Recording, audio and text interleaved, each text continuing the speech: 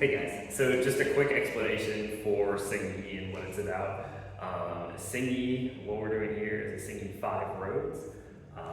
The roads are just a technique that's done over and over and over again in order to practice a basic approach to punching.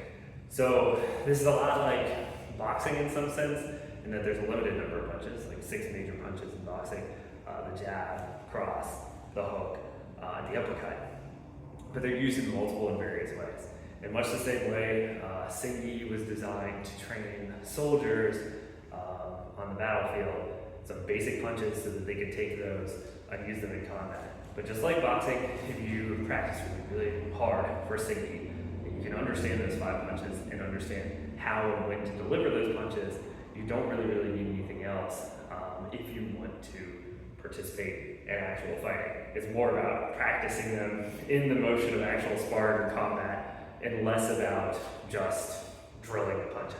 However, drilling the punches is very important because as you continue to train those motions and they become more and more natural, you're more and more likely to be able to access that information on the spot when you need it. So the forms here are just showing you how to execute those basic punches, both slower and with a little bit of a zing on it, just so you can kind of see what it's like in full motion.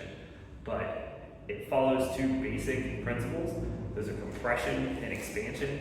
So a lot of the strikes, for example, the first motion, I'm compressing my body, and then I'm trying to explode and relax at the same time. So after I've done the explosion, we're relaxing the arm and letting it execute to the target. One of the biggest things people struggle with is they have a tendency to tense up when they're doing these strikes. And if you tense, you're taking a lot of energy out of your punch, you're actually holding it back. So what I need to do is coil, I compress, and then expand. And that's a major principle in Xing Yi. Arguably, I think a major principle in most martial arts. So think compression and expansion for each of the strikes. The 5 roads, here, chopping takes its name after that last motion that we do when we come out, after we've completed our strikes and we press out.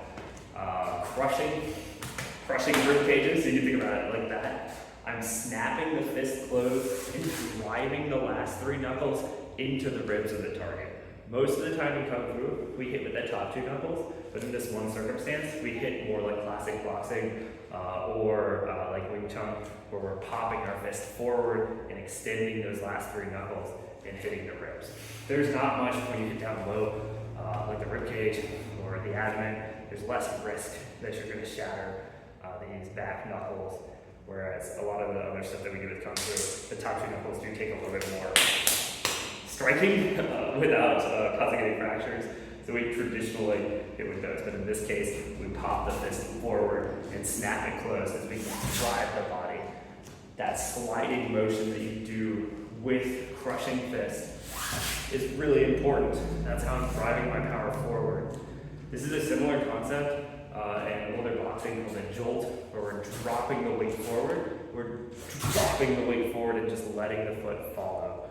I find crushing fist to be really useful. Stopping fist, this is we're pulling away or peeling away from an attack, and then we're coiling in and striking out, in this case with what's called a reverse fist punch, where the top 2 knuckles drive into the target as I twist my body out and press. Also pretty useful. The next one, cannon fist. You can think it's pretty similar to an uppercut. It can be used as an uppercut. But in this case, just like everything else with Xing Yi, we're kind of trying to coil our body into it. So we're dropping low, dipping, and then as I shoot up, I'm pressing up and exploding off that back foot, releasing and launching those top 2 knuckles into my target, whether that be a body shot or up under the chin. And finally, crossing fist, the last one, gets its name from this crossing motion. If you look around for Xing Yi, there's also crossing fists that work kind of like stopping, where they cross over one another. In our case, what we're doing is pulling the opponent back and wrapping, and I can either hit with my elbow or extend the back of the fist, or the side of the fist, I should say, the hammer fist, into the target as I unwind. So I'm capturing or blocking, clearing through, and then striking out with the side of the fist, or what we call a hammer fist in Kung Fu. Hopefully that helps a little bit as far as theory and some of the basics are concerned, and makes a little bit more sense out of the execution that you see in the other videos.